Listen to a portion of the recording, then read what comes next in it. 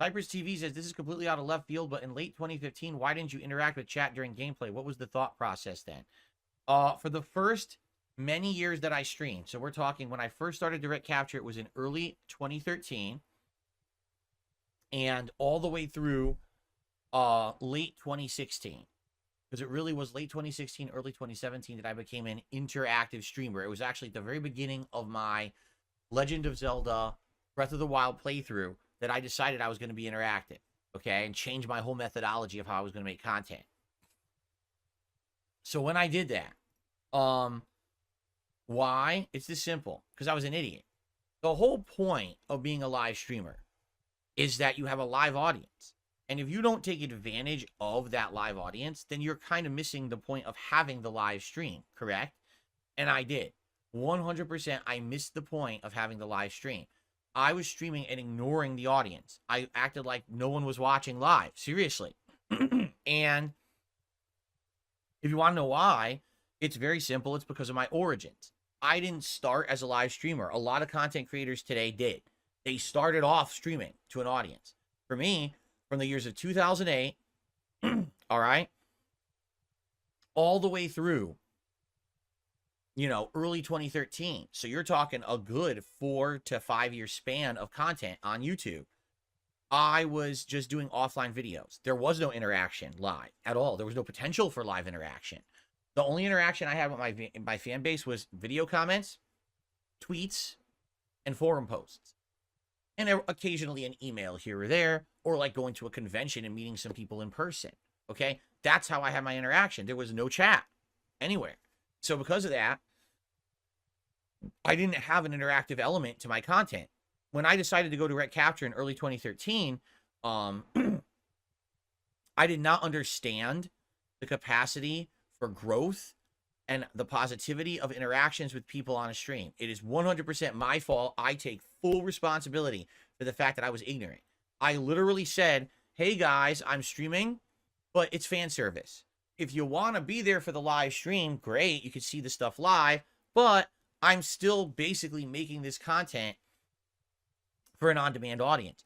And that was reflected in the fact that I didn't do any contributions on the streams whatsoever.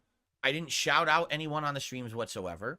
Like I said, I literally ignored the audience. If you go back and watch my playthroughs from 2013 all the way through 2017, I'm not talking to anyone.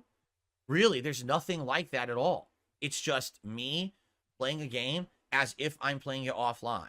And a lot of people didn't understand that, and they definitely were correct in not understanding it. Once I became an interactive streamer in 2017, the reason I did it is very, very simple. YouTube's adpocalypse happened. And when YouTube had the adpocalypse, it became impossible to make a living on ad revenue alone on YouTube. Okay? I had to find alternate methods of, profit. And everyone said, dude, you are streaming every day. Why on earth are you not interacting with your audience to become a monetized stream? Why don't you have cheer? Well, keep in mind, at this point, I was still streaming on YouTube, and I decided to go back to Twitch in late 2016 because of people urging me to do so. And they were like, why are you not accepting cheers? Why aren't you in the partner program so that you can have, subs? Like, are you stupid? Everyone literally is doing this, and you're not. It's a way to get live support from your audience every single day, and you just ignore the people who are there like they don't exist. I mean, you're an idiot. People were right. Now I know that because now that I've been an interactive streamer for so long, now I've been doing it pretty much 7 years.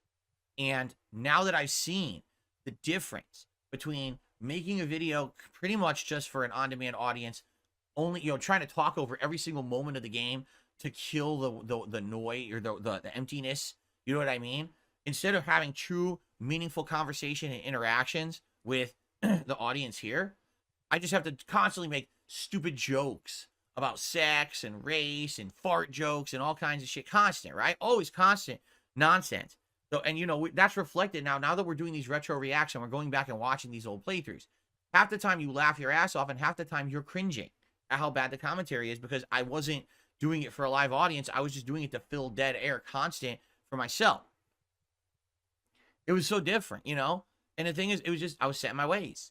I thought my shit didn't stink. I'm the one with the YouTube channel. I know what I'm doing. My way or the highway. If you don't like it, don't watch.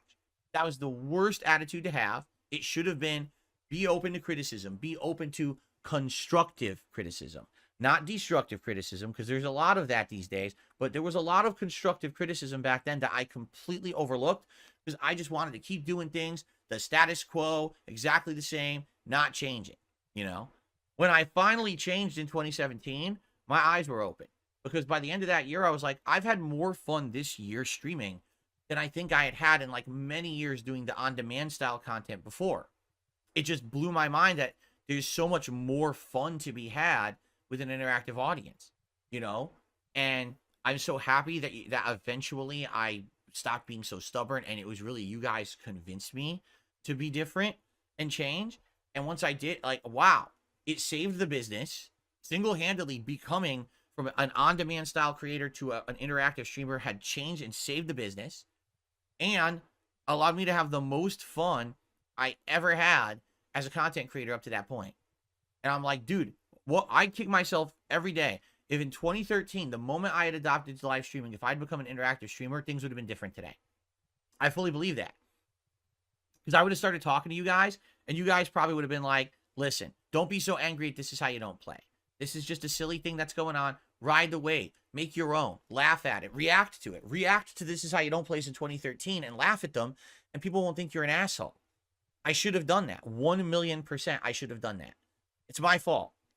I take full responsibility for being a stubborn idiot and not seeing the trends and where they were going. I was such a dinosaur in that time that by the time that I adopted the interactive live streaming, already the entire internet thought I was a laughingstock and a meme. And once that was it, once that happens, it doesn't matter how much you change for the better and improve yourself as a person or a creator. These idiotic people who just believe memes will just believe them forever. It doesn't matter how much I change or how much better I am today than I was back then. There will be an endless amount of people on the internet who want to hate on me and laugh at me because they just believe the bullshit. And that's my fault to some extent because I took so long to change. I should have done it so much earlier. Cypress TV says, I'm glad you changed for the better. For clarification, I asked, as you know, over the past year, I actually am chronologically going backwards into your content and checking it out. I'm glad. Right? I'm glad. Thank you for that. Good question.